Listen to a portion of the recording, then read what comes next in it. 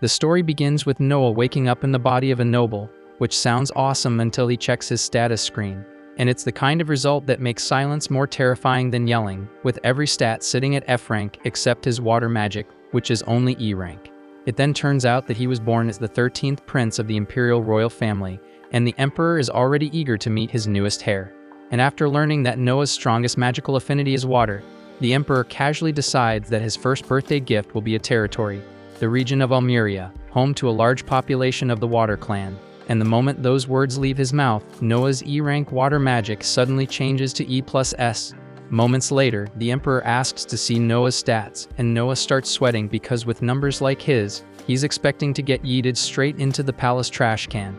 But somehow, when the screen shows up, his water stat has skyrocketed from a pathetic E to a shiny double S rank. Everything else was still bottom of the barrel F, but nobody cared anymore. A literal baby had just set the record for the highest water affinity they'd ever seen, so that alone was enough for the emperor to take a strong liking to him. Turns out, the reason Noah's water magic skyrocketed was because of the fief gifted to him by his old man. Though oddly enough, on his private stat screen, it still showed as E+S. As for his other boosted stats, those apparently came from his maids, and he still has no clue why, but the more servants he's got, the stronger he gets. And as for his level, it's still stuck at 1, but it's got no cap, so it's only a matter of time before he breaks the system. For now though, he's stuck being a weakling with potential. During breakfast, one of his maids, Evelyn, walked in and let him know that his brothers were here. Not just any brothers either, but the 1st and 4th princes. Now in theory, sibling visits sound wholesome, but after 6 years in this world, Noah's already figured out these two are royal-level assholes, so he knows he needs to tread carefully. He made his way to the lounge and met them with the usual formalities. Then, the first Prince Albert suddenly announced that he had brought Noah a present. His servant carried it in, and the moment Noah laid eyes on the sword, his blood ran cold. That damn thing was cursed, and he could literally see tortured souls swirling around it. And of course, Albert knows damn well this thing is haunted, but he plays it off like it's just a nice gesture. And Noah couldn't just reject a gift from the damn crown prince, so he had no choice but to accept it, fully aware that this was gonna come back to bite him hard. He grips the hilt and slowly raises it, while Albert casually explains that this is a water attribute magic sword and over 120 knights have already died trying to wield it. That little fact sends a chill down Noah's spine, and he immediately loosens his grip. But the 4th Prince Henry chimes in, reassuring him there's nothing to worry about. According to him, everyone who wasn't worthy of the blade dropped dead the second they touched it, so if Noah was going to die, it would have already happened. The only reason he's immune is probably because of his double S-ranked water affinity. And sure, that's kind of comforting knowing he's not going to die, but Noah's still pissed that Albert basically used him as a lab rat just to test a theory. He can't say that out loud though, so he just keeps his cool and waits for Albert to take his leave so he can finally relax. Later that day, while walking through the corridor with his maid Zoe, Noah notices something's off. Her usual calm expression is gone, and she looks upset. He asks her what's wrong, but Zoe brushes it off, saying she's fine and doesn't want to trouble him with her problems, but Noah isn't buying it, and he firmly orders her to speak up, and she finally gives in. Zoe tells him she needs some time off to handle a family emergency. When he asks what kind, she explains that her hometown was hit by a flood, and her mother's farm got completely wiped out. So now her mom has no way to support herself. Zoe had been looking for ways to earn money quickly and was told her only real option would be working in the red light district. That's what she planned to do during her time off. But Noah cuts that thought off immediately because there's no way in hell he's letting that happen. He tells her he'll give her mother a job instead, and it just so happens he's been looking to hire a rear gate closer, and since Zoe's vouching for her, she'll earn 10 reen a month. Zoe blinks in disbelief and asks if he's being serious because 10 reen is way above the usual pay and she's never even heard of that job before. That's because Noah just made it up on the spot and it doesn't matter because it's his cash, and he'll use it how he damn well pleases. He also tells her he's got a spare house sitting on the outskirts of town so they can stay there rent-free. Zoe's been loyal to him since day one, so there's no way he's letting her throw herself into a life like that over some stupid flood. But speaking of that disaster, there's still one more thing he needs to take care of. He calls his butler Dylan and gives a direct order. Start buying up as much flood-damaged land as he can. Both Dylan and Zoe are stunned by what they just heard, but Noah calmly explains his reasoning. In times like this, vultures always come crawling, scammers looking to take advantage of desperate people who have just lost everything, so he wants to secure the land before those crooks can sink their claws in.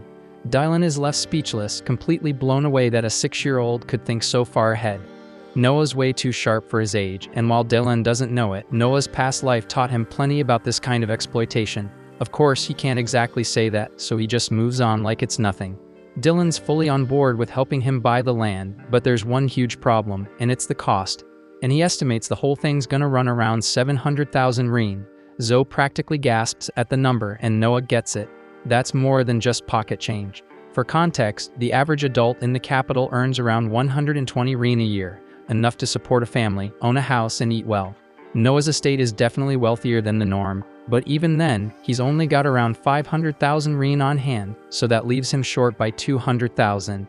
With barely any options, Noah decides to sell the land gifted to him, the fief territory the emperor gave him when he was born. Dylan immediately shoots that idea down because that land came straight from the imperial family, so selling it without permission isn't just frowned upon, it's a crime. Noah knows the risk, and he knows the consequences, but he's still willing to go through with it. If his father wants to punish him, then so be it. He'll deal with it later. The following morning, while Noah and his staff are getting ready to head out to the disaster zone, an unexpected visitor drops by, the 4th Prince Henry. Unlike Albert, who's a walking migraine, Henry is actually decent. Once you spend some time around him, you realize he genuinely cares. He came to check on Noah and to give him a heads up about that cursed sword. Apparently the damn thing has a will of its own, so even if Noah's immune to the curse, the blade won't behave unless it recognizes him as its master. That info sticks with Noah, and he appreciates Henry for not being a complete tool. And soon after, Noah sets out for the village of Dasso. When he arrives, it's worse than he imagined. Calling it flood damage is putting it lightly. The place looks like Poseidon and Kratos threw hands here and forgot to clean up, as entire sections of the village are shredded. And from just looking around, Noah can already tell most people probably lost all their official documents in the chaos, so he turns to Dylan and orders him to head straight to the local government office and gather as many record copies as possible to make the land purchases easier. While Dylan handles the paperwork, Noah decides to hit the streets himself to see firsthand how the survivors are doing. Zoe tries to stop him, reminding him that reconnaissance work isn't exactly a prince's job. But Noah doesn't care and tells her straight up that he's going, whether she likes it or not. She can either tag along or sit tight in the carriage till he gets back. Left with no choice, Zoe reluctantly follows, and as they survey the village, the situation turns out to be every bit as grim as it looked. The entire crop yield is gone, completely wiped out, which means no food, no income, and zero chance of making it through the year without help.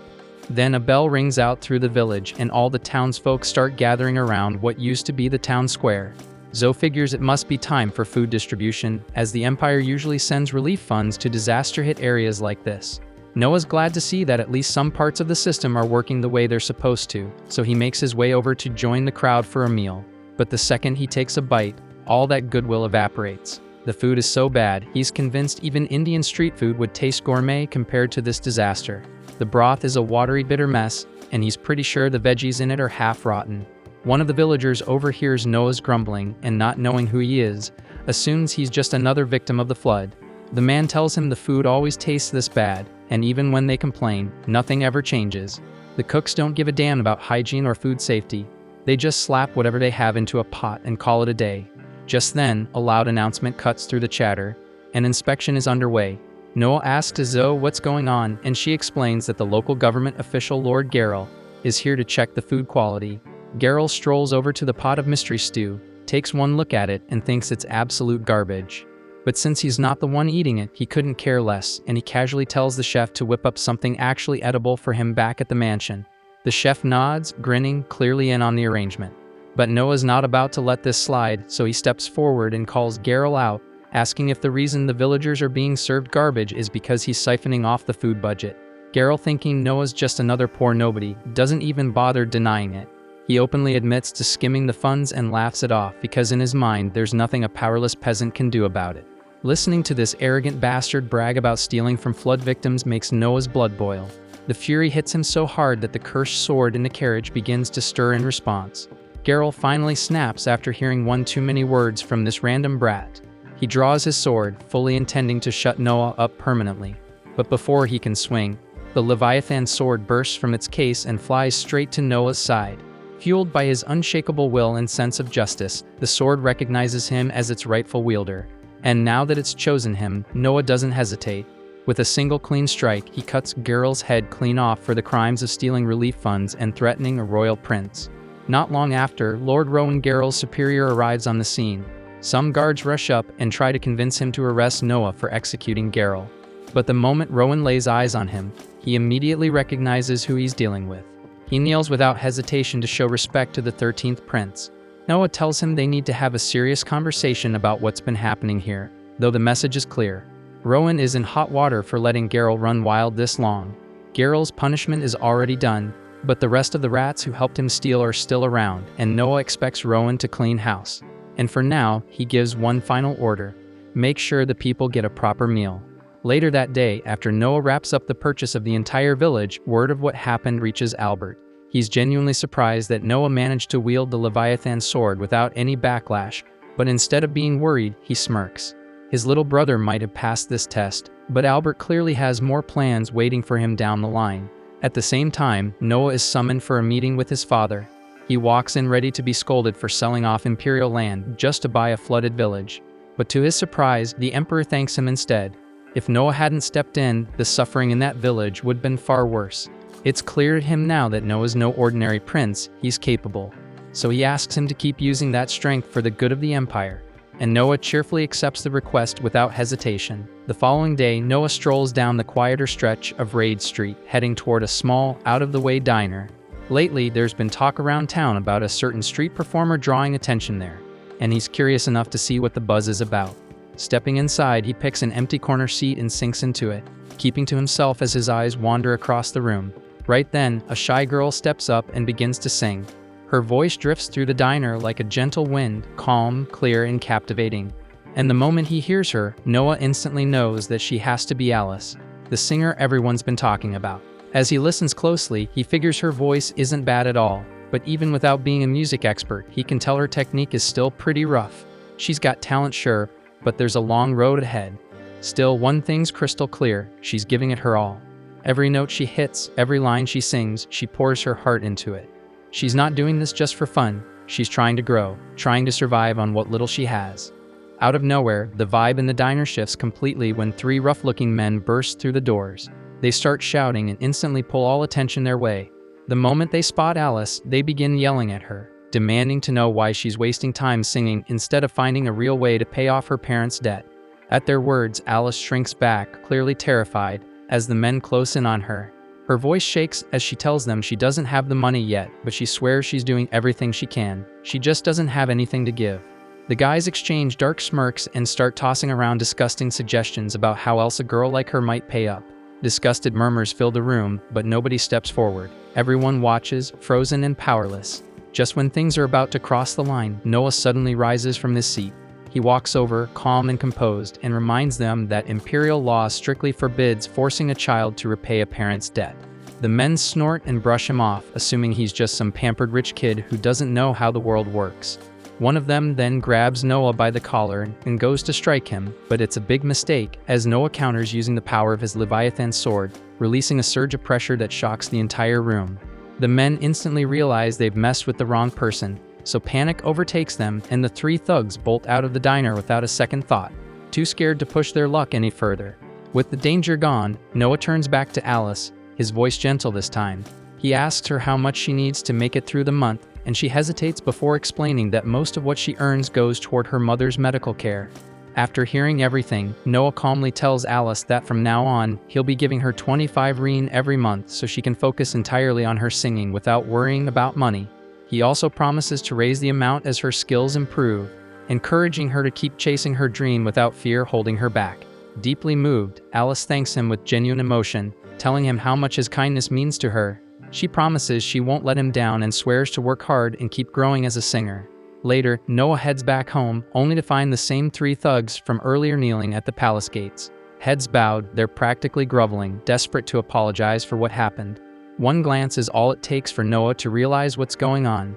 They've clearly figured out who he really is, but instead of wasting time with them, Noah calmly turns to the maids and tells them to send the men away, adding that the prince isn't someone they can just meet whenever it suits them. A few moments later, Noah's older brother Henry shows up and immediately agrees with how Noah handled it. He says refusing to meet them was absolutely the right call because letting people like that come face to face with royalty would only cheapen the dignity of the crown and undermine the authority of the royal family. Noah then invites Henry inside and explains that his decision wasn't just about protecting royal pride. He tells him everything that went down at the diner and admits that if he had spoken to the men personally, they might have assumed he was angry and start avoiding him. And if that fear keeps them away from Alice, then that's exactly the outcome he wants. Henry listens carefully and finds himself genuinely impressed. For someone so young, Noah was already thinking several steps ahead. He even admits that most of their brothers, despite being around Noah's age, wouldn't have had that kind of foresight, and the realization makes Henry even more proud. Henry then brings up the Leviathan sword and asks if the rumors are true that Noah has actually mastered it. Noah confirms it's true and says he was only able to do it thanks to the advice Henry gave him earlier. And to demonstrate it, he casually summons the Leviathan sword right in front of him, making it appear as if it materialized out of nowhere. Henry stares in disbelief because he didn't even know the Leviathan sword could do something like that. Noah explains that the blade didn't actually appear from thin air. It had been hidden beneath his sleeve the whole time, compact and dormant, until it expanded at his command. The sword itself had a will, and it was the one that taught him how to use the ability. Henry admits he had no idea that was even possible and praises Noah for discovering it on his own. Afterward, outside the palace walls, the same three men from earlier are still lingering around, clearly waiting for another chance to confront Noah. The moment one of them spots him approaching, he suddenly lunges forward to attack. But Noah doesn't even flinch, and with a calm expression, he releases just a sliver of the Leviathan sword's power. The shift in pressure is instant, and the man recoils in pure terror and immediately starts begging for forgiveness. Watching the entire scene unfold, Henry turns to Noah, puzzled, and asks what he just did, and Noah casually replies that he simply used a bit of the sword's aura to intimidate them. That same evening, Noah receives an invitation to attend a royal ball, and as he steps into the grand hall, all eyes turn to him, and the moment he enters, the room erupts into applause. Standing beside him, a nobleman named Radok notices the object strapped to Noah's waist and points it out. Noah confirms it's exactly what it looks like, a Leviathan sword personally gifted to him by the Crown Prince. The moment those words leave his mouth, the entire hall falls into stunned silence, followed by a collective gasp. Everyone there recognizes the Leviathan as one of the kingdom's greatest relics, a weapon so powerful that even seasoned warriors fear it due to how uncontrollable it's rumored to be. One skeptical guest speaks up, suggesting the sword must be a fake, maybe just a ceremonial replica. Without saying a word, Noah releases a faint ripple of its power into the air. The effect is immediate, and a heavy pressure crashes down on the room, forcing several guests to shrink back in fear. The moment Noah pulls the energy back in, the room falls into a stunned silence once again, and no one questions it after that. It's clear the weapon is real, and even more shocking, Noah has complete control over it. For the rest of the night, nobles begin lining up one after another, each hoping to make a good impression. They greet him with careful words and respectful gestures, each one calling it an honor just to stand in his presence. Noah listens to every introduction with composed grace, replying politely to each guest. Eventually, the next pair in line steps forward, Byron Allen, head of the powerful Allen Company, and his daughter Cindy. Noah studies them closely as they approach, and after watching for just a moment, he picks up on something unusual. He realizes right away that Cindy isn't Byron's biological daughter, she's adopted. More than that, it becomes obvious to him that Cindy was once a slave. The clue lies in her eyes, that careful, guarded look, always scanning the room, quietly bracing herself. It's a look Noah knows well, the look of someone who's lived in chains and never stopped watching their backs. Byron is left speechless that Noah managed to figure all that out just by looking at her. Stunned, he drops to one knee and admits everything. He explains that Cindy was originally a slave he purchased, but after seeing how sharp and quick-witted she was, he made the choice to adopt her as his daughter. Hearing that puts a genuine smile on Noah's face. He always enjoyed stories where someone's life took a turn for the better. Moved, Noah invites both Byron and Cindy to visit his estate sometime soon, saying he'd love to hear more about Cindy's past in detail. Byron bows respectfully and agrees, saying it would be his honor. After exchanging farewells, the two politely excuse themselves from the party. The following day, Noah's strolling casually through town when he unexpectedly bumps into his brother Oscar, who also happens to be the kingdom's 8th prince. After a bit of light conversation, Oscar suggests they go on a treasure hunt together, saying he's got nothing else planned for the day. Noah agrees, and the two set off toward a place called Cobalt Street. Though Noah's never been there before, he's heard plenty about it. Supposedly, it's packed with rare antiques from all over the empire. Oscar, however, points out that the place is just as infamous for being swarmed with fakes. Spotting a genuine item among the junk is seen as a basic test of skill for any proper noble. They end up spending hours browsing through shops and stands, but nothing really stands out. Eventually, Oscar sighs and suggests they give up and head home. Just then, Noah's eyes land on an old book tucked away in a dusty corner. Something about it pulls him in, so he decides to buy it. Oscar leans in for a closer look and suddenly freezes. His eyes widen as he realizes what Noah's holding. The Grimoire of Andrea, the legendary mage. Oscar is convinced it's authentic, and if so, depending on the contents, the book could easily be worth 1,000 rein. He stares at Noah in disbelief and asks how he knew the book was the real deal. But truth be told, Noah had no clue. The only reason he bought it was because the second his fingers touched the cover, he got a plus added to his win stat, and that odd reaction was enough to make him think the book was worth something. Out of nowhere, a wild idea hits Noah, so he pulls out the Leviathan sword and carefully channels a bit of its energy straight into the grimoire. And within seconds, the book jolts violently, slips out of his hands, crashes to the ground, and flips open by itself. One of the spell pages glows ominously, and something dark and ancient is triggered. Before they know it, the forbidden tome unleashes the sealed soul of the legendary sorcerer right in front of them. Oscar's eyes go wide with horror. He instantly realizes how serious this is and yells for Noah to get the hell out of there. But instead of running, Noah plants his feet, lifts the Leviathan, and without flinching, slashes straight through the incoming spirit with a single brutal swing. The blow cleaves through the sorcerer's soul, erasing it completely in one strike. As the danger fades, Noah glances at his status window and sees something new. His win skill just jumped to SS rank. The sudden upgrade catches him off guard, but he doesn't sit on it. He quickly checks on Oscar, who's still frozen in disbelief. The prince can't wrap his head around what just happened. One moment they were standing in front of a book, and the next, Noah had wiped out a legendary soul like it was nothing. He keeps asking himself how Noah managed to grow this powerful so fast, and how he knew exactly what to do. Before the dust even settles, a man steps forward and kneels respectfully before them. He introduces himself as Alan, the owner of a nearby antique shop. After witnessing what Noah just pulled off, Alan says he feels it's only right to show him something he's been holding on to for years, something he believes might actually be a real treasure, and he politely asks them to come with him. Once inside the shop, Alan pulls out an odd-looking ring and sets it down carefully. He explains that this ring is said to only reveal its true nature when its destined owner shows up. Dozens have tried to activate it, but not once has it responded. Noah raises an eyebrow, thinking it's probably just another dud, but Alan immediately insists otherwise. He says the ring refuses to be sold, and every time he tries to part with it, it mysteriously ends up back in his store, sitting quietly among the other items. Intrigued, Noah slips the ring onto his finger, and the moment he does, a voice he's never heard before echoes inside his mind. It tells him the ring is a triple S rank rarity and that it now recognizes him as its rightful master. As soon as the words fade, the ring bursts into a radiant glow and begins shifting. Light wraps around Noah's body like living threads, forging itself into an elegant, high-tier suit of armor right before their eyes. Upon witnessing the moment, both Oscar and Alan instantly realize that Noah is the rightful bearer of the ring. Noah turns to Alan, stating that he'll be taking it and will have the money delivered later. But before Alan can even open his mouth, Oscar steps in and tells Noah to forget the payment altogether. He'll cover the cost himself, and insists Noah treat it as a personal gift. With nothing more to say, Noah accepts the ring. Soon after, Oscar drops him off and says his goodbyes.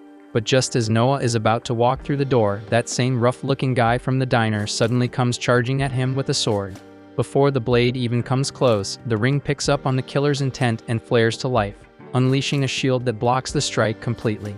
The carriage driver doesn't hesitate for a second and slams the attacker down, locking him to the ground. Oscar sees the whole thing unfold and is stunned, not just by the ring's quick reaction but by how naturally Noah handled it. The way the shield activated without hesitation makes it clear. Noah's already sensing with its power. That night, Noah heads back to the diner to watch Alice perform. As she's singing, two wasted men suddenly storm the stage, shoving and yelling over her. In a flash, Noah appears between them and steps in. With one swing of the Leviathan sword, he sends both idiots flying through the doors, their pants halfway gone as they scramble off in shame. After things settle, Noah walks up to the owner and tells him not to let trash like that back inside.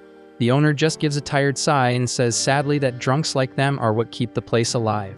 Noah gets it. and without a second thought offers to buy the whole diner for 1,000 rein. The owner freezes in disbelief, then nods in gratitude, overwhelmed. Alice walks up soon after, her voice low and unsure, telling Noah she has no idea how to repay him for everything he's done, but he gently tells her she doesn't owe him a thing. All he wants is for her to keep singing, to chase her dream, and pour her heart into it. Her eyes well up, and with a warm, heartfelt smile, she nods. Noah then heads back to his seat and spends the rest of the night in peace, soaking in the soft glow of her voice as it fills the room. As one morning begins, Noah receives word that dead Marley, the general overseeing Wholejoy, has arrived for an unexpected visit. Wholejoy is one of the most promising territories under Noah's command, so he wastes no time and tells the maids to escort Marley in immediately. When Marley enters the meeting room, he greets Noah with a formal salute, but Noah casually waves it off, telling him to drop the formalities and take a seat. The two had first met about a year and a half ago, shortly after Marley was appointed as the region's general. Remembering that, Noah dives straight into the matter and asks how things are going in Wholejoy. He hasn't forgotten that Marley was entrusted with an imperial directive to manage flood control in the area, and judging by the heavy look on Marley's face, things clearly aren't looking good. Wholejoy is a rich agricultural zone that runs alongside a curving river, great for crops, but a total pain when it floods, which it does from time to time. That's exactly why the Emperor ordered financial support for disaster prevention. But Marley admits he hasn't been able to get anything off the ground, and the biggest roadblock is the finance minister, who keeps coming up with lame excuses to delay releasing the funds. The second Noah hears that, his mood darkens. It reeks of corruption and mishandling of public funds, and he's not about to let that slide. Without missing a beat, he tells Marley to tag along because they're going to have a little face-to-face with the minister himself. A short while later, Noah shows up for lunch with the finance minister, and the guy turns out to be every bit as bloated and slimy as Noah imagined. The man tries buttering him up with some empty compliments, but Noah shuts it down fast and asks why the hell he hasn't handed over the money Marley needs to fix Wholejoy's flooding issue. The minister stays calm and claims he's got a valid reason, but before he can even spit it out, Noah cuts him off and warns him not to think he can talk down to him just because he looks young. Last he checked, treating a royal with disrespect was still punishable by death.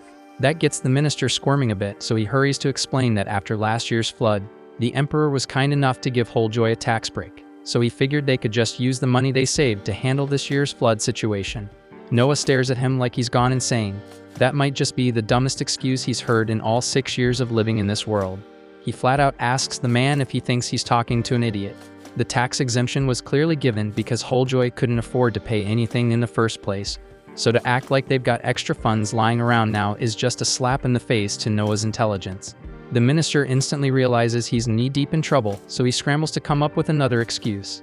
Then he blurts out that the reason he can't release the flood funds is because he needs them for the Emperor. He clearly thinks dropping the Emperor's name will shut Noah up for good, and his excuse is that the Emperor's getting old and wants to build a royal villa for him to relax in.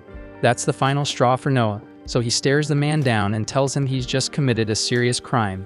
Not only did he dare to call the Emperor an old man, but he also used the Emperor's name to justify embezzlement, and worst of all, his excuse boiled down to, sure that territory's underwater, but we've got to build a fancy house. It's the dumbest thing Noah's ever heard. The minister instantly drops to his knees and starts begging for forgiveness, knowing full well he screwed up beyond saving. But Noah tells him flat out that if he doesn't want the Emperor to hear every word of this disaster, he better cough up the money. The man takes off in a panic, desperate to fix his mistake before it costs him his head. With that mess taken care of, Marley finally breathes a sigh of relief and thanks Noah for stepping in. He also apologizes for dragging him into the middle of such a headache, but admits there was no way he could deal with the finance minister on his own. As Noah gets ready to head back, a messenger suddenly rushes in with news. The Emperor has requested a meeting with him. Noah is startled because it's not often his father calls him out of the blue like this, so whatever it is, it must be serious. So without wasting a second, he makes his way to the Imperial Palace. Once he arrives, Noah greets his father, but the Emperor tells him there's no need for all the formality. First things first, he congratulates Noah on how well he handled the finance minister. Noah's a little stunned that the Emperor already knows about something that happened barely moments ago, but then he's reminded, knowledge is power, and when you're the Emperor, your information network is second to none. Noah humbly accepts the praise but says he only did what he believed was right. Even so, the Emperor is clearly impressed. He tells Noah it's no small thing for a 6-year-old to see through deception so easily. And to top it off, he also heard about how Noah mastered the power of Leviathan in such a short time, which is especially impressive given how dangerously dark that sword's magic really is. Noah knows exactly how dangerous Leviathan really is because if he hadn't intervened back at the party, that sword would wiped out every last person there without hesitation. But even with all that insane power, Noah still hasn't properly learned how to wield a blade. That's why the Emperor decided to assign him a personal instructor. Not just anyone either, this is Damien Noble, the Empire's undefeated champion and the greatest swordsman alive. The Emperor wants Noah to absorb everything he can from him, and Noah agrees to the arrangement. But before any formal training begins, Damien suggests they have a little friendly duel first. The Emperor raises an eyebrow, thinking that's a bit unfair since Noah's never been trained in sword combat. But Damien reassures him that it's just a light test to gauge Noah's raw potential. Eventually, the Emperor gives the go-ahead, so Damien lifts his sword and tells Noah to attack however he likes. Without hesitation, Noah grabs Leviathan and charges straight in. As the fight begins, Noah suddenly feels the instincts and battle experience of Leviathan's previous wielder flooding into him, and his swordsmanship gets sharper by the second. Blow after blow, he holds his own, and soon, he and Damien lock blades in a clash of raw force. Just when Damien thinks he's gained the upper hand, Noah flicks his sword upward with perfect precision, disarming the Empire's greatest warrior on the spot. Both Damien and the Emperor are left stunned, as Noah has already reached the level of a sword master, so there's simply nothing left for anyone to teach him. The Emperor is left speechless, watching his 6-year-old son take down a legend in real combat. Still, he can't help but feel a wave of pride. As a reward for such an insane achievement, he offers Noah the role of head judge for this year's Knight Selection exam, and Noah's genuinely honored to take on the responsibility. The Knight Selection is a massive annual tournament where warriors from across the world gather to prove their strength. Inside the Empire, military power is everything. The top fighters from regional qualifiers all meet in the capital for a final showdown, and whoever wins earns the title of Knight. Once they're officially knighted, their first mission is to serve directly under the head judge. And since Noah's power increases whenever he gains a skilled subordinate, he's more than eager to see how it all plays out. The tournament is usually structured as either a round-robin or single elimination, but Noah's already got a different idea for how things should go this year. He asks the Emperor for permission to scrap the regional qualifiers altogether and host the entire tournament in the capital because he wants to witness every battle with his own eyes, and he refuses to let any promising candidates get tossed aside just because he's not there to stop it. The Emperor grants full permission, telling him to run it however he sees fit. And with that, Noah gets straight to work putting his new plan into action. Back at his place, Noah casually asks Zoe if her home village ever sends anyone to compete in the Knight Selection exam. She says they do, but usually just one person, and that's only so the village can hope someone makes a name for them. Noah lets her know that he's decided to eliminate the regional preliminaries altogether, which means her village can send as many people as they like. Zoe's glad to hear it, but says there's still a huge problem. The reason they only send one candidate isn't just about odds, it's money. They simply can't afford the cost of travel and staying in the capital for the duration of the exam. The entire village has to scrape together every coin just to send that one person, so the idea of sending more just isn't realistic. But Noah doesn't like the idea of potential talent being wasted because of money, so he decides right then that he's going to personally cover travel and lodging for all candidates this year. It's a generous move, no doubt, but also an expensive one. Housing that many people in the capital would normally be insanely expensive, and there's no way they can just throw that kind of money around. But Noah already has a plan. He says he'll purchase all the vacant buildings in the area and use them to house the candidates. And if that still doesn't cut it, he'll build a hostel from scratch. That way, whatever they spend won't go to waste after the tournament's done.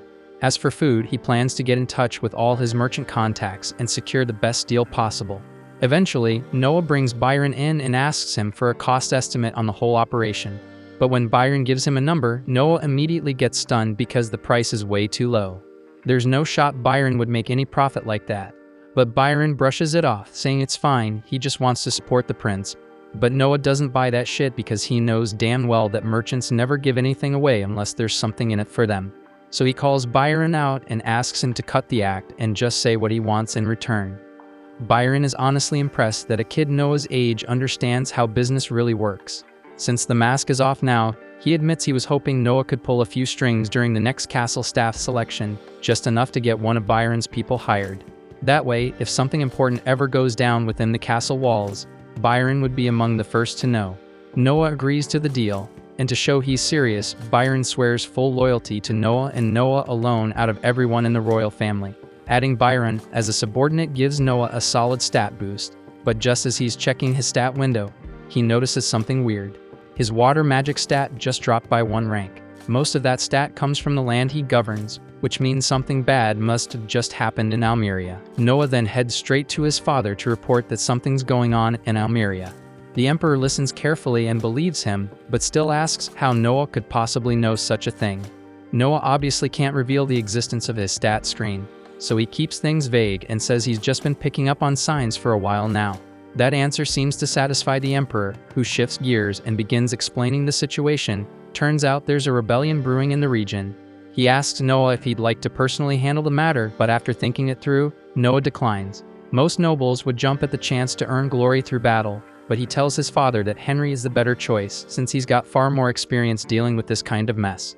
Later that evening, Noah and Henry ride together in a carriage, and Henry asks if he's really okay giving up such an opportunity. In a country like theirs, Noah could boosted his status big time by securing a major battlefield victory. But Noah tells him the truth. He doesn't believe he's strong enough yet to lead troops into combat. And even if he somehow survived, he'd likely lose good soldiers in the process, and that's not something he's willing to risk just to chase a title. All of a sudden, Leviathan sends a warning of hostile intent nearby, so Noah immediately tells the driver to stop the carriage. He's certain it's a group of rebels trying to assassinate him, and since he's the target, he leaps out and sprints away from Henry, putting as much distance between them as he can. Right after that, 4 massive jets of water erupt from the ground, aiming to converge on him, but Noah already has his shield up and blocks the attack without a scratch. The rebels then rush in to finish the job, but they're completely out of their depth. Noah takes them down one by one in mere seconds, his technique too polished, his speed too fast. Henry watches the whole thing unfold and is honestly stunned by how easily Noah handled them. The only downside is that they didn't manage to interrogate anyone. They could have gotten useful intel if they'd kept one alive. That's when Noah casually mentions they're not dead. He only knocked them out, so Henry is free to interrogate them to his heart's content. Not long after that, Noah learns that the rebel forces in Almeria are made up mostly of cavalry. But there's a catch. Almeria doesn't have a single horse farm, which means the rebels must be getting their horses and supplies from neighboring regions. And that little piece of intel sparks an idea. Noah summons Byron and gives him a very specific order. Buy out every last bit of horse feed from the territories surrounding Almeria. Once the rebels start running out of supplies for their mounts, their mobility vanishes, and that'll make it a hell of a lot easier for Henry to finish the job and crush the rebellion for good. Not long after, the Emperor summons Noah to give him an update. He says his men interrogated the assassins and actually managed to get something out of them. Apparently, their goal wasn't to kill Noah. They were trying to kidnap him and use him as leverage. But Noah isn't buying it. He flat out tells his father that any hitman who cracks this fast is probably just feeding them bullshit. The Emperor, amused and a little proud, notes how sharp Noah is for his age. Still, he reassures him that they've got ways of telling when someone's lying. Noah doesn't care to ask what kind of methods those are, but he's not exactly into torture, so he just lets it slide. Then the Emperor switches gears, giving Noah credit for acting fast and crushing the rebel threat before things got out of hand. He's especially impressed that Noah had the foresight to target the enemy's horses. That catches Noah off guard because he only told Alan to start buying horse feed a few minutes ago, and somehow his dad already knows about it. But the Emperor keeps going, saying that while starvation is a common strategy, one even the Crown Prince Albert wanted to use to humiliate the rebels, but Noah went a step further. Instead of just starving the men, he cut their power by focusing on their horses. And what's even better, he used his own allowance to fund the move. With a proud smile, the Emperor pats him on the shoulder, telling him he's not just smart, he's got the guts to act fast when it matters, and that kind of decisiveness isn't common. Noah feels a weird sense of pride bubbling up inside him, maybe a little too much pride, like he's enjoying this praise way more than he should. But the Emperor doesn't stop there. As a reward for his sharp thinking, he gives Noah the right to add a sword to his personal crest. That might not sound like much, but in a warrior kingdom like theirs, it's a huge deal. No one's allowed to touch the sword emblem without imperial approval, and doing it without permission could mean death. Even just getting a flag added to your crest is rare, so yeah, this is a massive honor, and Noah's trying hard not to smile like a kid who just got a whole candy store. Later that day, Alan drops by, so Noah walks over and greets Alan, teasing him for showing up early. Alan just nods, saying he's already familiar with every type of horse feed sold in the market. plus the transport routes, so cornering the supply won't be hard. Still, he's not too relaxed about it, so he warns Noah that Karfin the rebel leader is a dangerous bastard who will do anything to get what he wants. While Noah is minding his business, a maid rushes in to inform him that there's a wounded man outside their gate. Curious, he goes to check it out and finds a bloodied knight barely holding himself up. The man drops to one knee and reports that a rebellion has broken out in Almeria. He adds that his commanding officer is part of the uprising, but he refused to join and came here instead to warn the prince.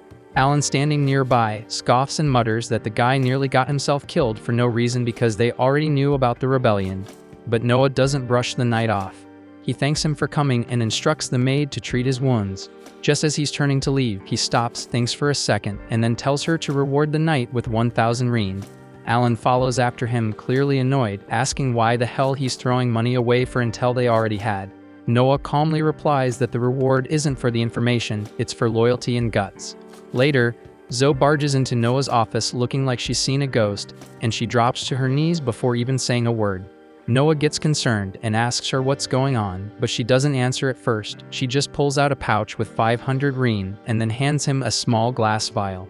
She explains that some shady stranger offered her both as payment to drug Noah and hand him over. That's when it hits him. The rebels are getting real desperate if they're trying to snatch him like this. He stares at the bottle for a moment, then asks her why she brought it to him instead of going through with it. That's when she breaks down in tears. She says the men threatened to kill her if she failed, but no matter what, she could never bring herself to betray him. Without saying a word, Noah walks to his desk, grabs a pen, and writes her a check for 5,000 reen. He tells her it's for not selling her loyalty cheap. Zoe stares at the amount, her brain short-circuiting. She stammers that she can't accept something this big, but he just tells her to quit arguing and take the damn reward.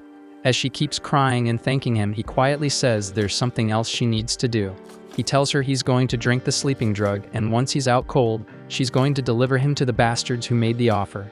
Then she's to run, as fast as she can, before they get the chance to shut her up for good. Zoe's whole body shakes just thinking about it, but Noah's not asking for permission. His decision is final, and he's going to meet the rebels face to face. A few hours later, he wakes up dumped in the middle of nowhere and catches the rebels whispering about how killing him is their last option, since they're under strict orders from Karfin to keep him alive. Noah lets the sedative wear off completely before evaluating the scene. His wrists and ankles are tightly bound, but these clowns clearly never played a real game of search and destroy because they missed the damn Leviathan hidden snug in his ear. He pulls it out, returns it to full size, and summons a water blade through his enchanted ring to slice the ropes clean. With that out of the way, he taps into the sword's memory to review what went down. He watches himself slumped unconscious in his office while Zoe bolts out the door, and the rebels swoop in around him.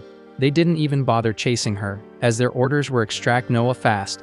Then he was hauled into a wide-open carriage and driven off. Now fully caught up, Noah shifts his focus to the rebels chilling around a campfire. Their leader starts yelling about whoever screwed up the rope job, right before Noah drops in with Leviathan ready. The bandits laugh, thinking he's just some pampered noble without his big brother this time. One charges in to smack him down and drag him back, but the fool doesn't even get a step in before Noah flashes forward and slices clean through every artery in his neck. The man drops dead on the spot, and now the rest start to panic. Noah mutters that he was hoping to interrogate someone, but it's useless when the whole squad's made up of morons who still think Henry took out the assassins. The rebels raise their weapons, but Noah quickly wipes them out without breaking a sweat. Then he notices Zoe approaching with a squad of knights and asks what the hell she's doing here. She says she got worried and came to rescue him, but turns out she didn't need to lift a finger. Noah motions for the knight captain to step forward and take the rebels into custody.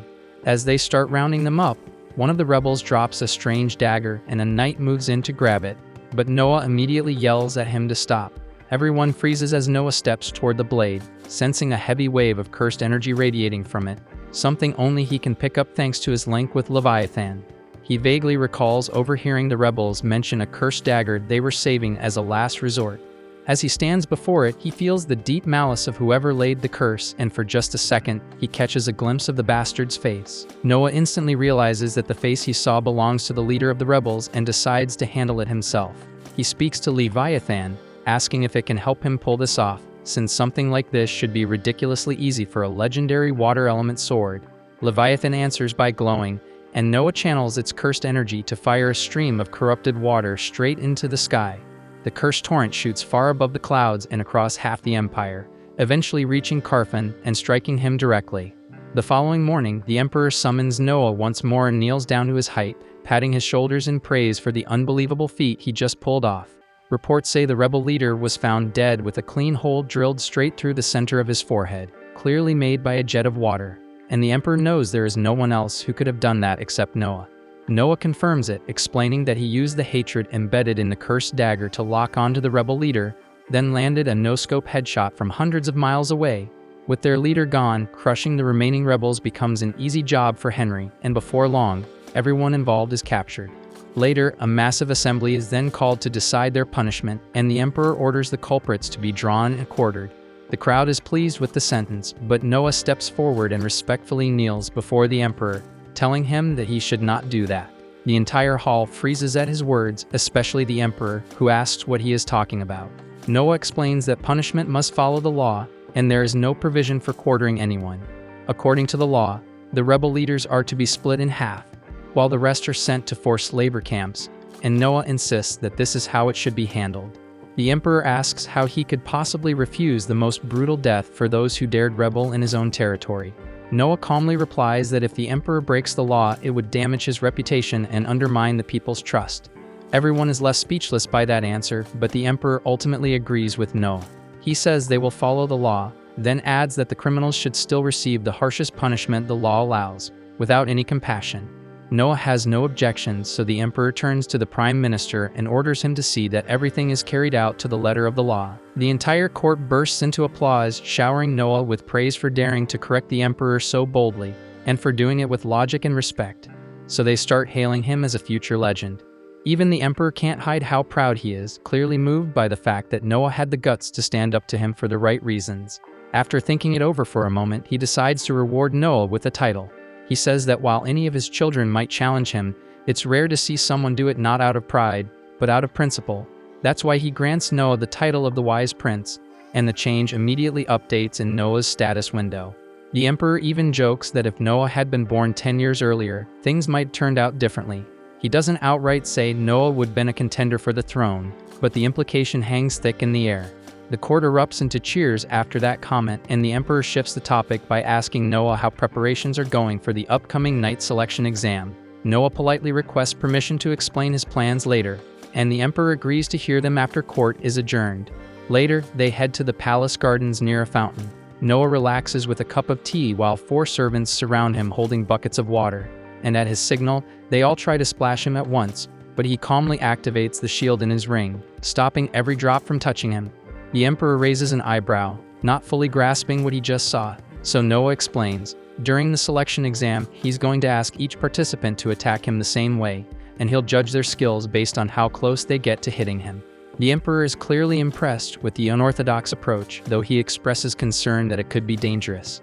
Noah, confident as ever, says he'll personally handle anyone strong enough to break through, and once again, the Emperor is blown away by his boldness and innovation. Later that night, the Emperor sits in the throne room alongside the Prime Minister, who questions whether it was wise to make that public remark about Noah being born too late. The Emperor simply laughs, saying he meant every word. Noah is something else entirely. Still, there's a flicker of unease in his eyes as he mentions Leviathan. Its true power is still sealed, and that's no small thing. He quietly gives an order to bring out a special treasure, murmuring that Leviathan's full strength is never meant to be unleashed, but maybe Noah is the one who can handle it. The night of the selection exam finally arrives, drawing in crowds from even the farthest corners of the empire. Commoners, nobles, and onlookers alike flood the capital to witness the next generation of knights prove their worth. But this year's turnout is massive for one reason. Word had gotten out that the legendary Wise Prince, Noah, would be one of the judges. With that kind of name attached, everyone wanted a front row seat. Noah, unfazed by the excitement, sits calmly on stage, sipping tea like it's just another day. He's already decided to use his enchanted defense ring to gauge the candidates, and right on cue, one of them boldly charges at him without warning. The ring flares to life, casting a barrier that absorbs the hit with ease. The attacker swings again and again, trying to break through with sheer force, but the shield doesn't budge an inch, causing him to sword break. The crowd watches in awe, and whispers ripple through the stands that this is the power of the Wise Prince. From his private balcony above, the Emperor watches with amusement, noting that this year's test is already shaping up to be far more exciting than the last. Still, flash and spectacle aside, the point of the exam is to find true knights, and he's curious who Noah will end up picking. By the time the sun begins to set, another candidate is throwing everything he has at Noah, hurling flames with all the magic he's got left. Noah casually conjures a barrier, letting the fire dance harmlessly in front of him. The candidate drops to his knees, completely drained, and realizes he's just not good enough. Noah agrees silently that none of the participants so far have stood out, and he's starting to lose hope for a surprise. Then comes the final candidate of the day, and Noah barely pays her any mind until she steps up. A blonde girl, calm and focused, strikes with her blade. The defense shield kicks in as usual, but to everyone's shock, she doesn't back down. With one clean, powerful push, she shatters the shield and actually manages to cut him. It's not deep, but the fact that she landed a blow leaves the crowd stunned, and Noah wide-eyed. The guards instantly rush in and restrain her, but Noah tells them to stand down. Instead, he asks for her name, and she answers Shirley Grants.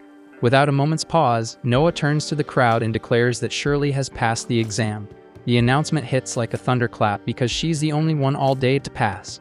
The guards are stunned, struggling to understand why Noah would accept someone who just wounded him, but that only makes the spectators admire him even more. They begin shouting his name in praise, calling him a noble and generous ruler.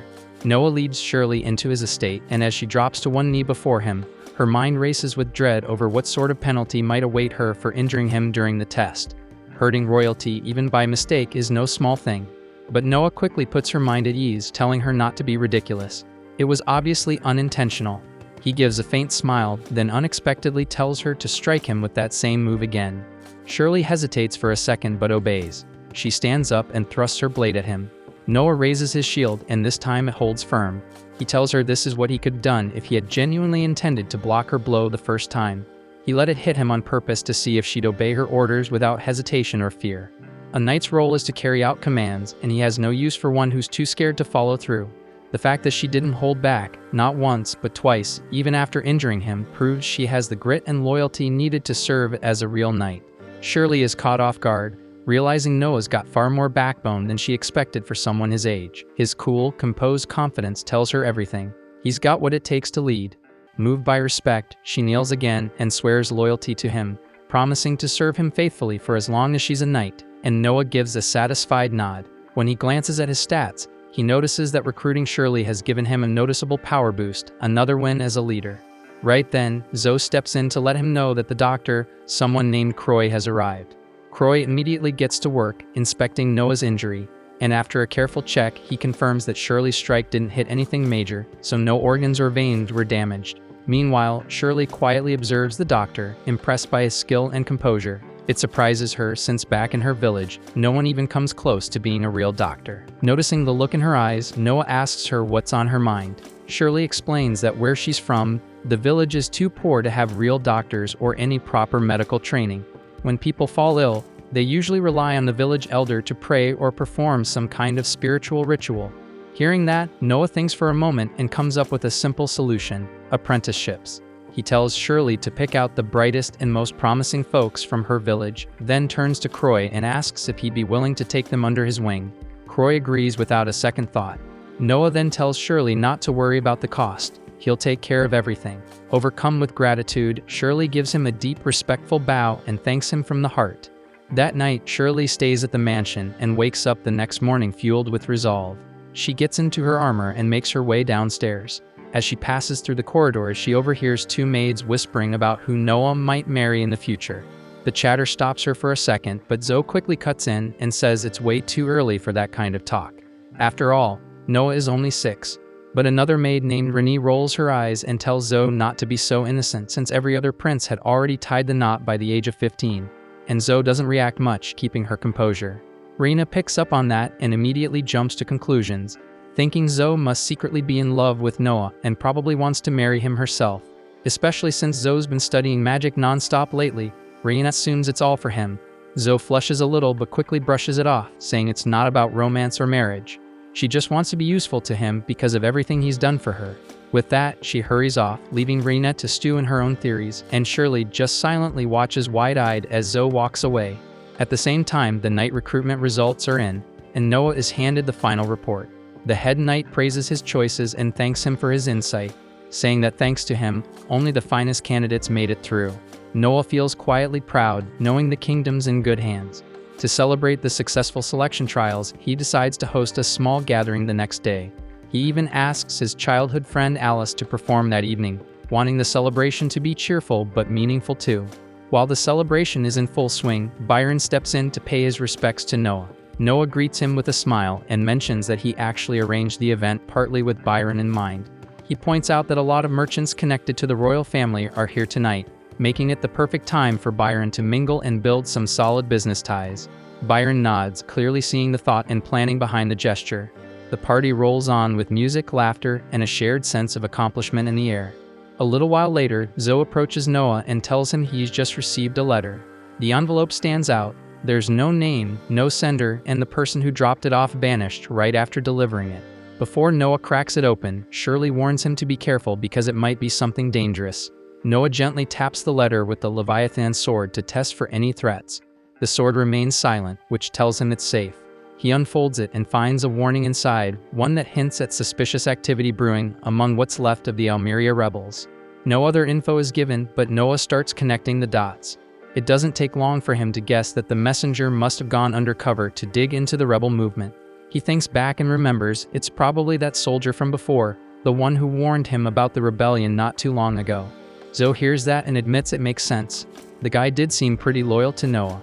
But Noah shakes his head, saying this is serious because if that soldier's out there playing spy without the proper training, he's walking straight into a death trap. Noah decides to loop in his brother Henry and let him know what's happening, hoping he can pull the plug before it turns ugly. But by the next morning, it's already too late. News comes in that the soldier was found out and tortured. The only silver lining is that Henry's squad managed to rescue him just in time. Noah feels the weight of it hit him hard. He blames himself for not catching on sooner. The soldier took the pain and never gave up any intel, and Noah quietly thinks maybe he should just let it out, because no secret is worth the life of someone that loyal.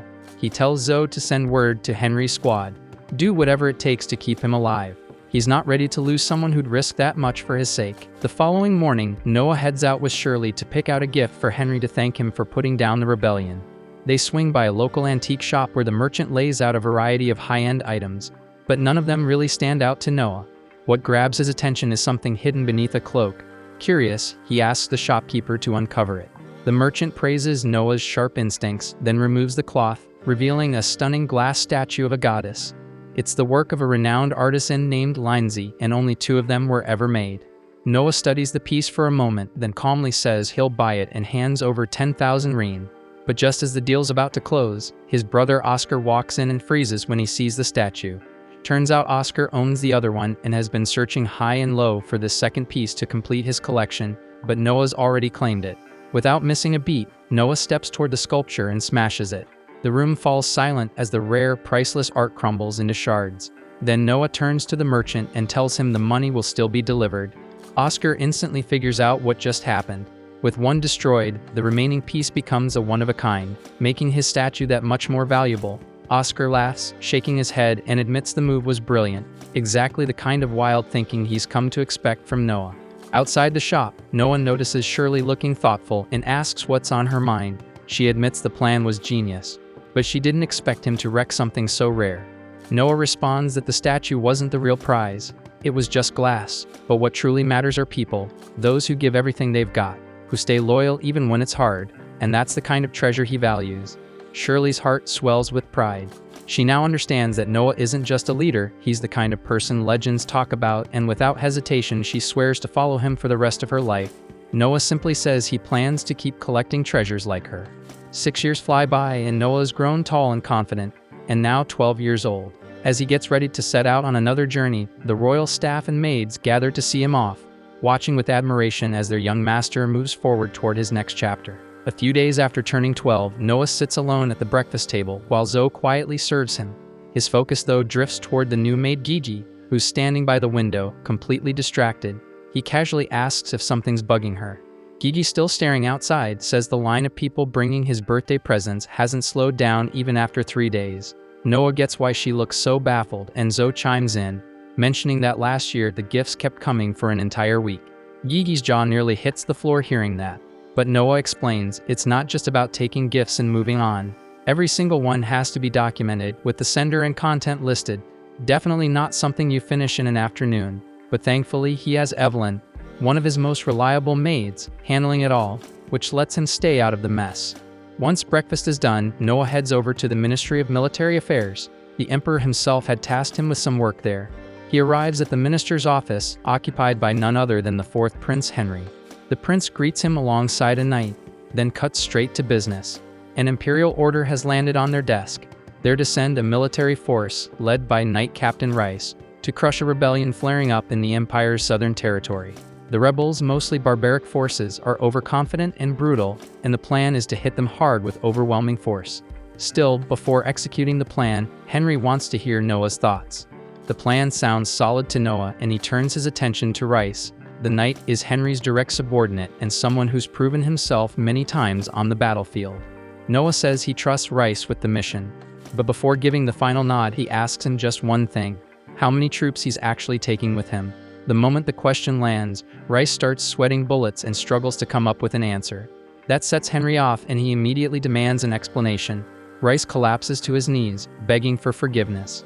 Noah quickly steps in to cool things down and tells Henry not to blow it out of proportion and explains what's really going on.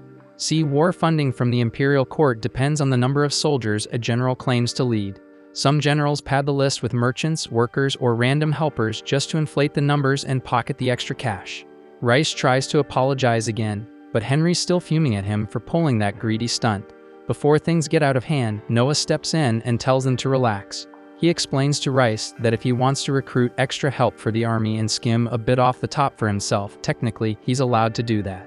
Hearing this, Henry suddenly realizes that padding their ranks with civilians could make the army look bigger than it actually is, enough to freak out the enemy. He actually gives Noah props for exposing the scam and still finding a way it could work to their advantage.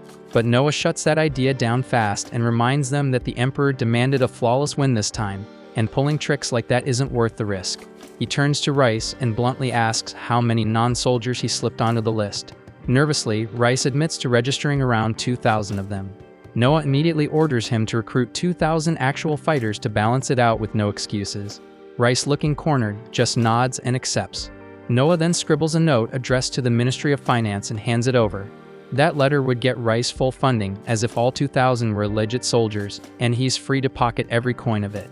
The guy is stunned, not sure why he's being rewarded for pulling shady moves, but Noah, calm and cold, tells him that in exchange for the bonus, he expects a flawless victory with no screw-ups. Henry is honestly impressed. He watches how Noah turns even dirty schemes into fuel for discipline and motivation. On their way back, he asks if Noah's ever stepped into an actual battlefield. Noah shakes his head and glances at his stats. They're still stuck at level 1. In the Empire, royal children rarely make it past their teens. Most don't die from illness, despite what the records say. They're taken out by rival nobles chasing more power. That's why young royals are treated like precious resources, never sent to the front unless the Emperor himself gives the order. Henry reminds him he's already 12 and should taste real combat. Noah just shrugs and says he'll charge into battle the moment the Emperor calls.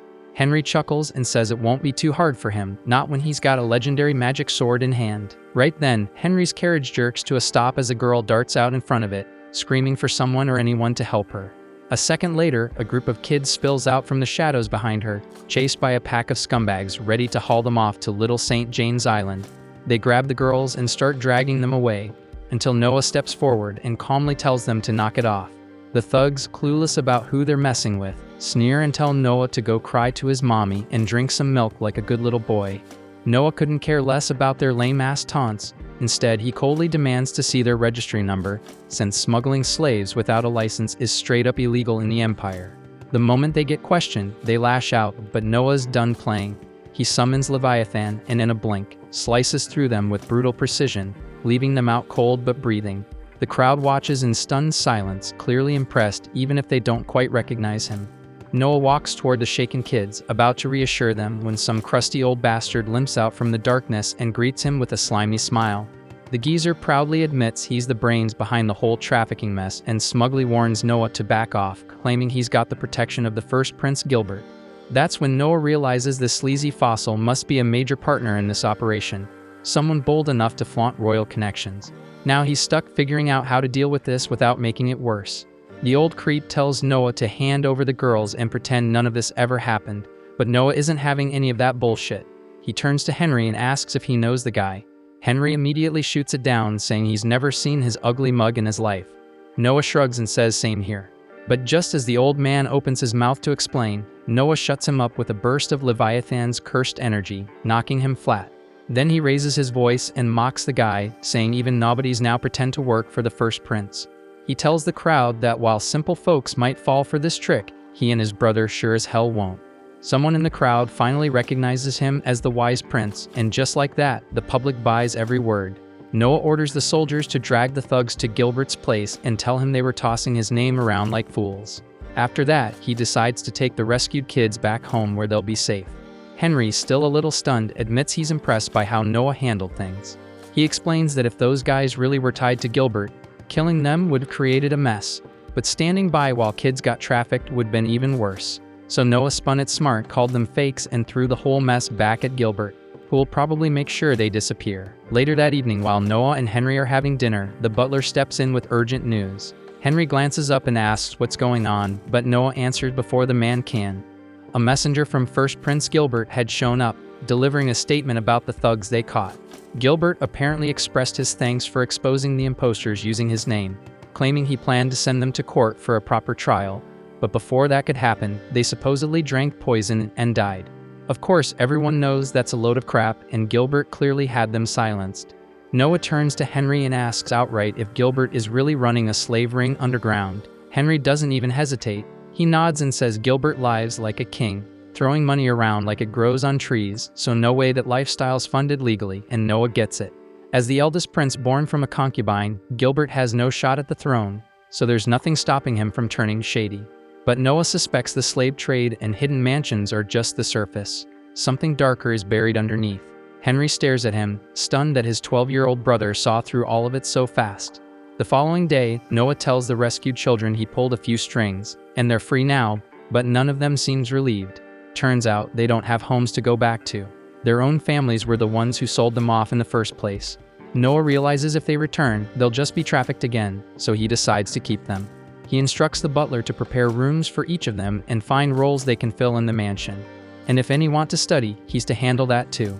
One of the older girls steps forward, clearly shaken, and asks if Noah is planning to buy them. He calmly replies that he's not buying anyone. They're free to leave whenever they want, but if they stay under his roof, there better not be any betrayal. The butler steps in, telling the kids to thank Noah before guiding them out. And as they leave, Noah watches in silence. His philosophy flashes in his mind. People are treasures, and that thought pulls up a responsibility he's been putting off for a while.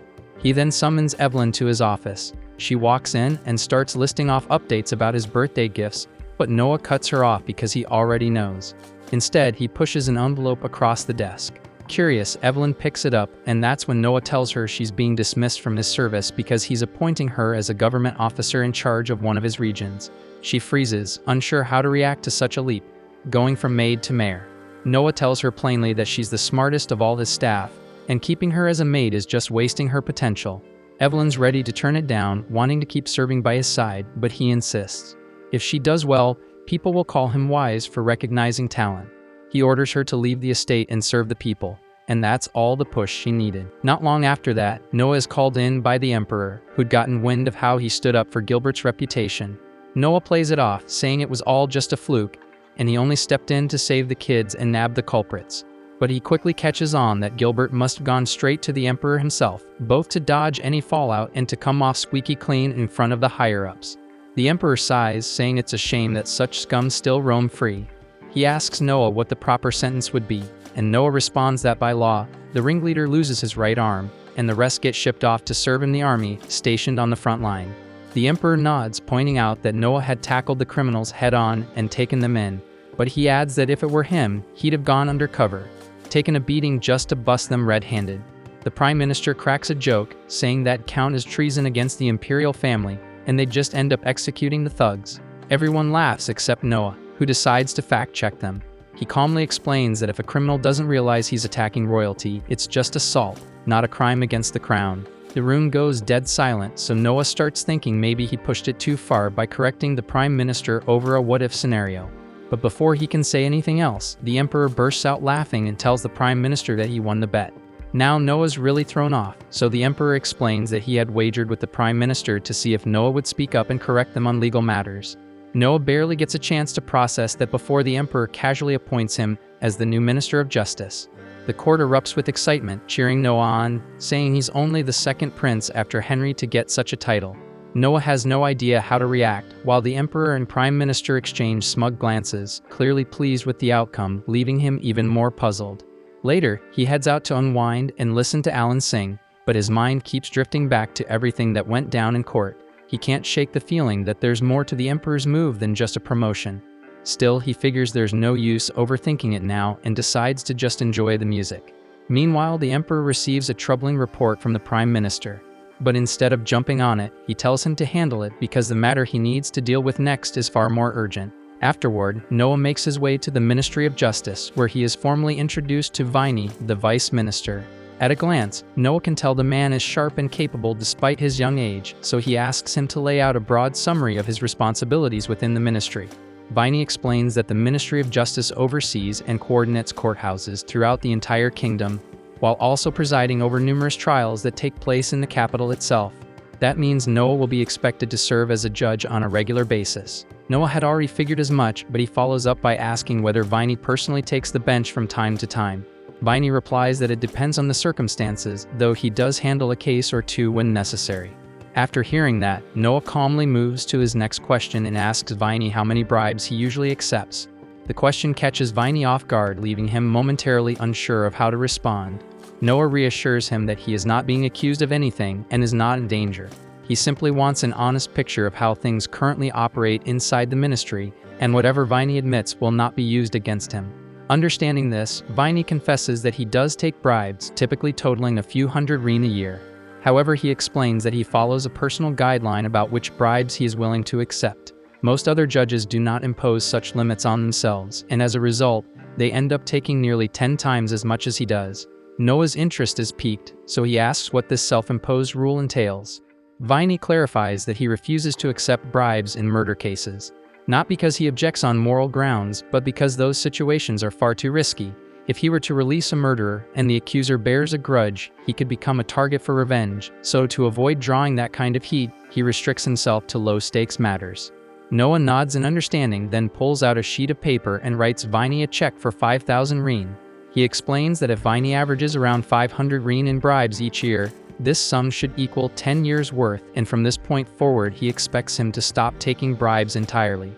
Viney is stunned by Noah's clear logic and steady approach, and he finally understands why the king granted him the title of Wise Prince at such a young age. In that moment, Viney decides he wants to stand on Noah's side properly. He tells him he has no need for the additional money and promises to abandon bribes altogether. In return, all he asks is the chance to serve Noah with unwavering loyalty. Under normal circumstances, Noah would question such a sudden pledge, but when he checks his status screen and sees a noticeable boost triggered by Viney's oath, he realizes the man's words were genuine. Later that evening, Noah sits down for dinner with Oscar at his estate. Oscar notices the guarded look in Noah's eyes and quickly reassures him that the evening is nothing more than a celebration in honor of his appointment as Minister of Justice.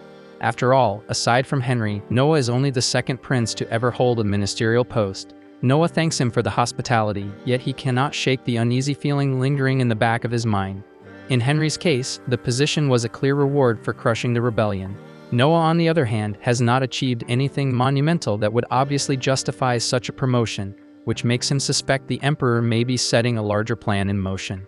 He turns toward Oscar and asks whether he remembers the story of the Empire's near downfall. According to history, the crisis stemmed from the old succession law, stating that only the first prince could inherit the throne. On the surface, that seemed straightforward, but in practice it bred complacency. The other princes, aware they would never shoulder the burden of ruling, spent their lives indulging themselves without restraint. Predictably, that neglect weakened the empire and nearly drove it to ruin. To prevent history from repeating itself, the rule was revised. From then on, each prince would be assigned a thief at birth, and the one who demonstrated the greatest merit and competence would ultimately be chosen as crown prince. The implication dawns on Oscar almost immediately. He rises from his seat and bluntly asks whether the Emperor is considering naming Noah the next crown prince. Noah admits he cannot say for certain, yet the possibility is hard to ignore. Moments later, one of Oscar's attendants rushes in with fresh news. The Emperor intends to appoint Oscar as head of the Ministry of Finance the following morning. That announcement effectively validates Noah's suspicion. The Emperor appears to be positioning potential successors, quietly preparing to replace Albert as crown prince. Elsewhere in the kingdom, the royal knights conduct a covert raid, dismantling a faction accused of conspiring against the Emperor. Later that night, the Emperor is briefed on the outcome. Under questioning, the conspirators reveal that their objective was to pressure the Emperor into abdicating so that Crown Prince Albert could ascend the throne. The scheme bears Albert's fingerprints, even if indirectly. After 3 decades as Crown Prince with no sign of his father stepping down, his impatience is understandable on a human level. Still, orchestrating an insurrection is a grave offense. Unfortunately, there is no concrete proof tying Albert directly to the plot, making formal punishment nearly impossible. The other participants, however, will not be spared. Their fate has already been sealed, and execution awaits them. The following morning, with Noah now presiding over the Ministry of Justice, the matter is placed directly in his hands, and he is tasked with determining the appropriate sentence. The case itself is not complicated. Every individual involved was apprehended in the act of conspiring to depose the Emperor. While no solid proof directly ties Albert to the scheme, the connection is hard to ignore. The conspirators were all drawn from Albert's closest circle, making his ignorance highly unlikely. Viney asks Noah how he intends to proceed. Under imperial law, members of the royal family are rarely subjected to real consequences for their offenses. There is, however, one notable exception: insurrection, and in such cases, the penalty is death, regardless of status. Royal blood offers no protection. Even claiming a lack of direct participation does not guarantee safety. Simply knowing about a rebellion and failing to prevent it is grounds for execution. And considering how many of Albert's confidants were implicated, it would be nearly impossible for him to have remained unaware. If Noah chose to press the matter, he could formally accuse Albert of treason and demand his execution. Yet he understands that such a move would clash with the Emperor's true wishes. Publicly exposing a prince's attempt to seize the throne would ignite a massive scandal. So instead of enforcing the letter of the law, Noah opts to interpret it carefully. He later meets with the Emperor to present his proposed judgment. Noah explains that all those arrested at the scene will be executed without delay. The Emperor's silence regarding Albert makes his stance obvious. He has no desire to see his son punished. However, leaving Albert's associates alive poses a risk. If even one of them were to implicate him openly, containing the fallout would become nearly impossible. Swift executions eliminate that threat before it can surface.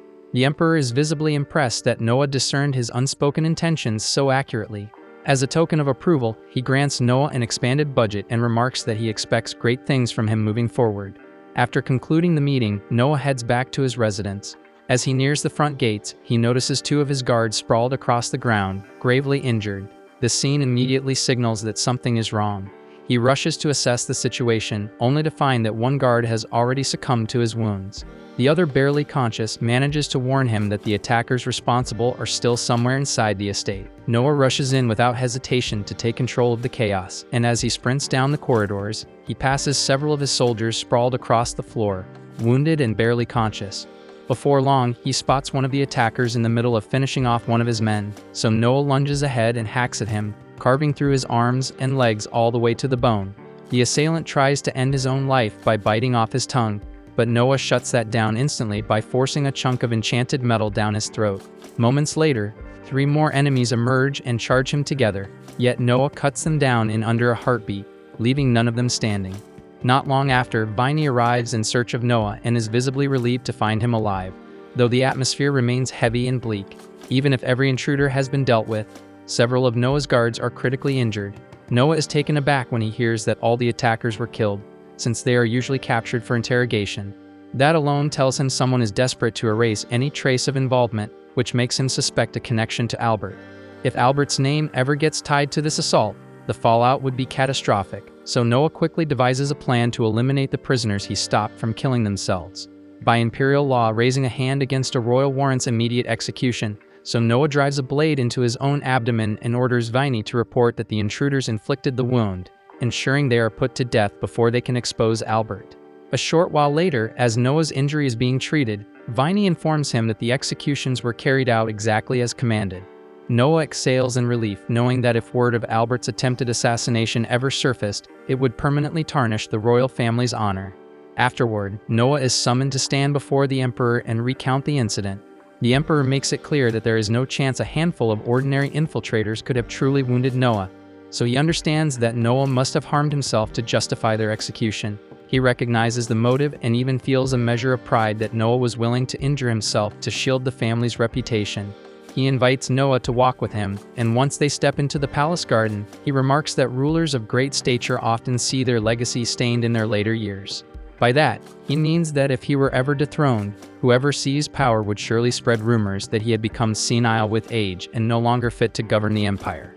They are both fully aware that the usurper being hinted at is Albert, and it is obvious the Emperor's trust in him has thinned to almost nothing. The only reason Albert has not already been disciplined is because publicly condemning the crown prince would leave an ugly mark on the Emperor's own legacy. Noah calmly proposes a way to handle the situation. He reminds the Emperor that Henry, Oscar, and Noah himself were recently appointed as minister princes to keep state affairs running smoothly, and suggests establishing an entirely new rank above them, a prime minister prince who would supervise all three. Then, without hesitation, he recommends Albert for the role. The Emperor rejects the suggestion the moment he hears it, refusing outright to place that much authority in Albert's hands. He turns as if to end the conversation, but Noah stops him and points out that it is not strange for Albert to be restless after waiting 3 decades for the throne. Granting him a title with visible authority, even if largely symbolic, might be enough to soothe that impatience. The Emperor sees the logic in Noah's reasoning, yet he worries that if Albert is given oversight of the minister princes, he could block critical matters from ever reaching the throne. That risk is real, but Noah has already prepared for it.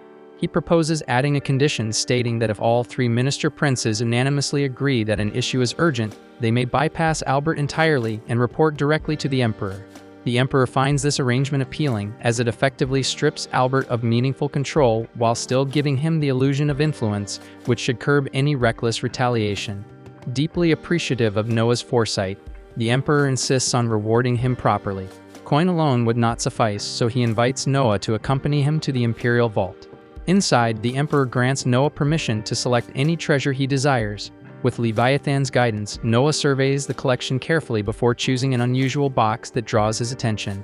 Yet the instant he lifts the lid, a surge of blazing fire bursts outward and engulfs him completely. Noah quickly figures out that the relic carries a will of its own, the same way Leviathan does. And once that clicks, he already knows how to handle it. He calls on Leviathan and drives straight through the blazing aura in a single strike, forcing the relic to submit. And the moment he claims authority over it, the fire swirling around him dies down, leaving a ring resting in his palm. Now that Luthier belongs to Noah, his fire magic parameters jump noticeably. The Emperor is stunned by how effortlessly he subdued it, though deep down he knows he should not be surprised when it comes to Noah. He offers to set up a few targets if Noah wants to try it out, but Noah declines, saying he has a better idea in mind. He leads the Emperor into an open stretch of forest, and when everything is set, he triggers Luthier, but instead of firing at a distant mark, Noah directs the flames straight at himself. The Emperor panics for a brief moment, yet Noah calmly reassures him there is nothing to worry about, explaining he only wants to measure Luthier's power against Leviathan. Just as he predicted, Leviathan edges it out slightly, allowing him to restrain the fire without trouble. On top of that, he limits the artifact's effective range to guarantee the Emperor remains unharmed. Gaining that level of command over an artifact he obtained mere minutes earlier borders on absurd, but by now the Emperor has learned to expect the impossible from Noah. He officially grants Luthier to him and asks that he wield it for the good of the Empire. Not long after, Noah stands before the Emperor again, this time in his capacity as Minister of Justice, tasked with ruling on a delicate internal matter. The Emperor's brother Graeme has a nephew who is frankly a spoiled little brat, and while he has always governed his territory with a heavy hand, this time he crossed a line by murdering an innocent citizen without justification, which constitutes a grave offense. Graeme has stepped forward to shoulder the blame and even proposed paying a massive penalty. But Noah informs the Emperor that accepting such a payment would be unlawful, since Graeme himself committed no wrongdoing. Under imperial law, just as a children cannot be punished for a parent's sins, a parent likewise cannot answer for the crimes committed by their children. The Emperor nods in agreement with Noah, certain that Graeme understands the situation as well, but is most likely attempting to smooth things over by throwing money at the problem. The amount offered was 30,000 reen, roughly 250 times the average annual income, making it an undeniably massive sum. Still, Noah firmly states that by law they cannot accept a fine from someone who has committed no offense. Hearing that, the emperor half-jokingly wonders whether they should amend the law to permit voluntary fine payments, especially since the imperial treasury could genuinely benefit from the extra funds. Noah sees the logic behind it, but he believes creating such a law would set a dangerous precedent, convincing people that any wrongdoing could simply be erased with enough money, which would make maintaining order far more difficult. He admits the treasury is in serious need of financial support, yet insists they must pursue a more honorable and respectable method to secure those funds. The emperor concedes that Noah is absolutely right, and he is so impressed by his judgment that he immediately grants him the honorary position of premier advisor. Grateful for the recognition, Noah suddenly comes up with a clever solution to strengthen the empire's finances. He proposes that the emperor offer honorary titles to anyone willing to contribute 1,000 reen to the treasury. After all, receiving a title directly from the emperor would be an irresistible opportunity for many. And when individuals accumulate more wealth than they can reasonably spend, they often begin chasing prestige instead, meaning there would likely be plenty of eager contributors. Finding the idea brilliant, the emperor promptly instructs his prime minister to summon Oscar, the minister of finance, so the plan can be put into action without delay. Upon hearing this, Noah chooses to excuse himself for the day, not wanting to intrude upon Oscar's jurisdiction. However, as he steps outside, he notices a small crowd gathered around the hole he had created earlier. At that moment, a man named Shizu approaches him and explains that the onlookers are simply fascinated, unable to comprehend how the ground had melted in such a strange manner. Apparently, one curious individual even slipped and fell into it while trying to investigate, which Noah cannot help but find slightly amusing. He then hands Shizu a pouch of coins, instructing him to cover all medical expenses for the unfortunate person since the incident was ultimately his responsibility. Shizu gratefully thanks Noah, remarking that he remains as generous as ever. Right then, Noah spots that Shizu is holding something in his arms, so he asks what he's got there, and Shizu explains it's a box packed with rhino beetles. Obviously, the 16th prince likes watching them clash, so he had a few caught for his entertainment. Noah actually finds the whole idea of creatures battling each other kind of fascinating, so during the carriage ride back, he decides to experiment with Leviathan and Luthier. He asks if they'd be down to square off against one another, and both Leviathan and Luthier seem totally game, so they shrink into tiny forms and immediately start throwing hands. Noah watches closely as the two keep going at it without pause, but in the end, Leviathan still has a slight edge over Luthier, so he takes the win. One of Noah's maids happens to witness everything, and she's genuinely captivated since she's never seen anything remotely like that before. Then it hits her that staring at what Noah is doing without permission is rude, so she quickly apologizes for intruding. Noah tells her it's fine and even offers to let her watch more since Luthier looks eager for a rematch. Noah starts wondering if simply observing their fights might actually make him stronger, and when he checks his stat screen, his suspicion turns out to be right because his level has increased. After getting back home, he makes Leviathan and Luthier battle at least a dozen more times. Up to that point, Leviathan wins every single round, but with each fight, Luthier's skill sharpens little by little until he finally manages to overpower Leviathan. After that last showdown, not only does Noah's level rise again, but Luthier's rank also climbs slightly, which proves that Noah's artifacts can grow stronger by clashing with each other, and he earns experience from the whole process. Zoe is stunned because this basically means Noah could keep leveling up endlessly without even stepping onto a battlefield. But Noah tells her it's not that straightforward. The first level up only required one fight, but reaching the next level took 10 battles, so the experience needed probably scales higher every time. Right then, Henry shows up searching for Noah and informs him that he's about to head out on his first official mission. Apparently, a nearby monster nest has started causing trouble again, so Noah has been assigned to deal with it. To figure out how many soldiers Noah should bring along, Henry takes out a unique magic box. In situations like this, bringing too many or too few troops can backfire. So the box evaluates your abilities and calculates the ideal number of soldiers for the task. However, the moment Noah places his hand on it, the box spits out the number 1, meaning Noah alone is sufficient to wipe out the monster nest. Henry can't believe it since this has never occurred before, yet somehow it doesn't feel that surprising anymore. Later that afternoon, Noah is seated in his study flipping through a book when he's abruptly told that someone has arrived to see him, so he sets the book aside and allows the visitor to enter. The man is Rice, and he carries a message straight from the Emperor himself. By imperial protocol, anyone bearing the emperor's words is regarded as his direct representative and must be shown the same respect. So Noah lowers himself to one knee before Rice as the message is delivered. Rice calmly announces that under the emperor's command, Noah's mission has been delayed until further notice. Once he finishes relaying the order, Rice then kneels before Noah in return as a sign of respect. As a retainer of House Henry, he is bound by strict rules that require him to show proper courtesy whenever he stands before a prince, no matter which prince it may be. After the formalities are complete, Noah questions Rice about the reason behind the postponement, since he is more than confident he could have handled the task alone. But Rice explains that it is exactly because of Noah's exceptional ability that the emperor chose to delay it. The emperor intends to transform the mission into a grand spectacle so the entire empire can witness Noah's brilliance firsthand. Hearing that, Noah figures it will likely take quite some time before all the preparations are finalized. With nothing pressing to do in the meantime, Noah heads to the local artifact dealer to ask whether he has acquired any sentient relics. Unfortunately, the merchant admits he hasn't encountered anything of that sort. Though disappointed, Noah wasn't expecting it to be easy to find such a rare item, so he leaves the man with a pouch of coins and instructs him to stay alert for anything matching that description. He even promises a generous bonus if something worthwhile turns up. Just as Noah prepares to return home, a disturbance near the market entrance catches his attention. A man is aggressively pressuring a shopkeeper because the owner refused to sell him an item that had already been reserved by someone else. Dalem was infamous for pulling stunts like this, yet none of the merchants dared interfere because his position effectively placed him beyond consequences. Suddenly, Noah calls out sharply for him to stop, and the moment Dalem sees him, he immediately recognizes the 13th prince, though his expression shows little concern. Noah states plainly that what he just did qualifies as intimidation, which is a punishable offense.